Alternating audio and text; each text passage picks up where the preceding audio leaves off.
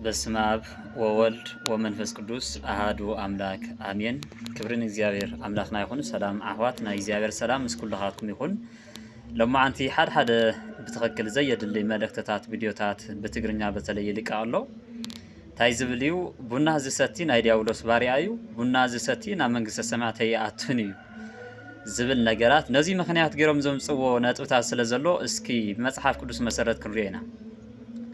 ቡና መጀመሪያ መን ዝፈጠሮ እግዚአብሔር ዝፈጠሮ እዩ። ካፍቶም ኣብ ዘፍጥረት ምዕራፍ 1 ቁጽሪ 11 ዝርከቡ እጽዋት ኣብ ሳልሳይ መዓልቲ ዝተፈጠሩ ሓደ እንታይ ቡና እዩ። እዚ እንከሎ ግን ንሳቶም ዘምጽዎ ምክንያት ቡና ኣብ መቃብረ ሰላማይ በቂላ እያ እናበሉ ስለ ዘምጽዎ ኣብቲ ሽዑ ግዜ ኣስላማይ እውን ኣይነበረን አዳም ንበዓል ኳስ ዘይተፈጠረሉ ዝነበረ ግዜ እዩ።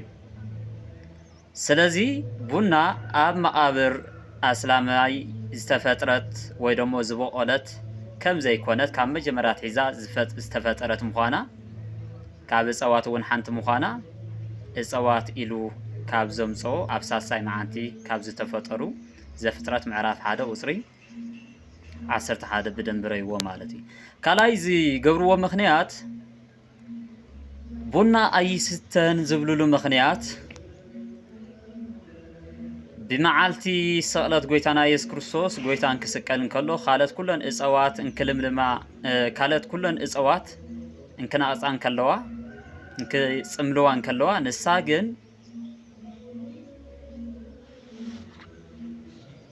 ለምሊማ ስለዝተረኸበት እግዚአብሔር ረጊምዋ ይዝብል ብጣዕሚ ዓብይ ስሕተት ዝኾነ እዩ። ጎይታና ኢየሱስ ክርስቶስ እንክስቀል እንከሎ ዝተሰርሑ ተኣምራት 6 ኣለዉ።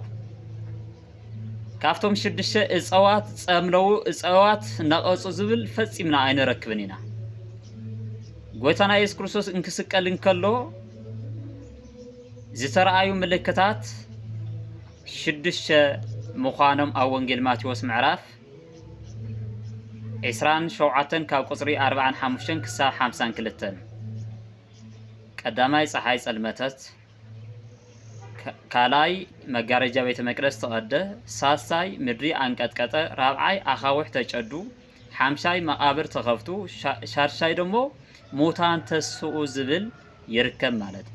ካብዚኦም ወፃኢ ጎይታና ኢየሱስ ክርስቶስ እንክስቀል እንከሎ ዝተረኣዩ ምልክታት የለውን። እጽዋት ጸምሊዎም እጽዋት ነቒጾም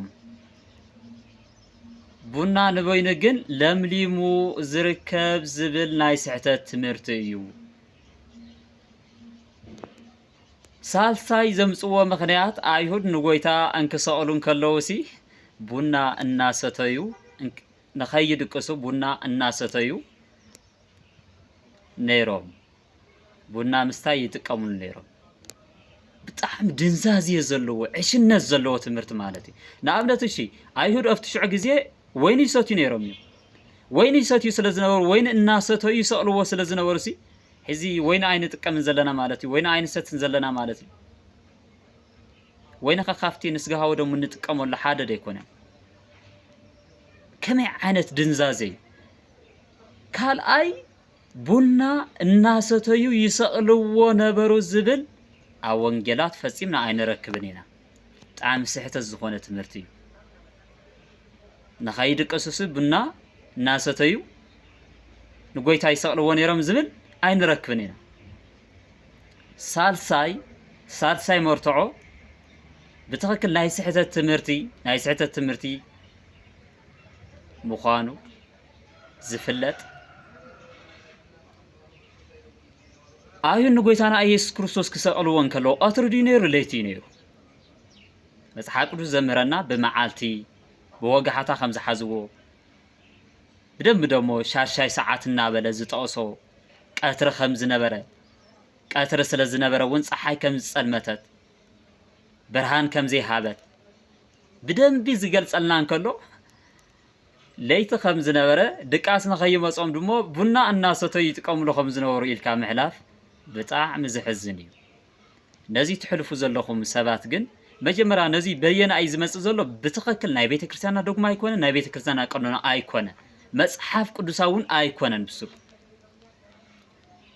ቤተ ክርስቲያን ኣብ ሕጋ ዘየቐመጠቶ ኣብ ቀኖናኣ ዘየለ በበይ ዝመጽእ ዘሎ ብማይ ጸሎታት ይመጽእ ኣሎ ብማይ ጸሎታት ብጣዕሚ ናይ ስሕተት ትምህርቲ ይኣትወሉ ኩሉ እንዳ አርሴማ ክሕጸብ ዝኸደ እንዳ አንድሪያስ ክሕጸብ ዝኸደ እንዳ ባሃደራ ዝበሃል ክሕጸብ ዝኸደ ኩሉ ተመሊሱ ቡና ይሰትን ይዝብል ጥራሕ ቡና አይሰትን ዘይኮነሲ ብጣዕሚ ኣሕዋት ዝገርም ነገር ቡና ንዘዝሰተዩ ንኽሰትዩ ዝደለዩ ሰባት እውን እናረገም ይኸዱ እዞም ሰባት እዚኣቶም ቃል እግዚአብሔር እንከለዎም ቃል እግዚአብሔር ምፍላጥ አብይዎም ሲ ቡና አይስተን ዝብል ትምህርቲ ካብ ማይ ጸሎት ሒዞም ይመጹ ማለት እዩ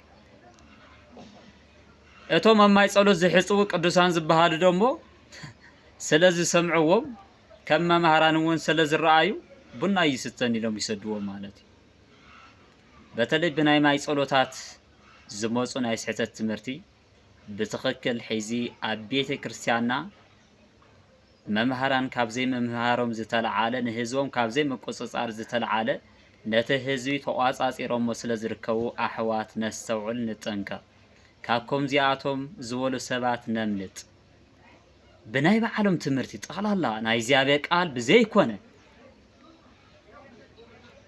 መንገዲ ናይ ባዕሎም መንገዲ ዘውፁ ናይ ባዕሎም ትእዛዝ ዘውፁ ናይ ባዕሎም ትእዛዝ ናይ ግድን ንኽግበር ንኽፍጸም ካብ ማይ ጸሎታት ንገሊኣቶም ንስሓ ብምውሃብ ካብ ድሕሪዚ ከይትሰትና በሉ ብጥንቃቄ ዝሰዱ ዘለዉ ከምዚ ዓይነት ስሕተት ትምህርቲ ብማይ ጸሎታት ይመጽእ ስለ ዘሎ ኩላትና ኣስተውዒልና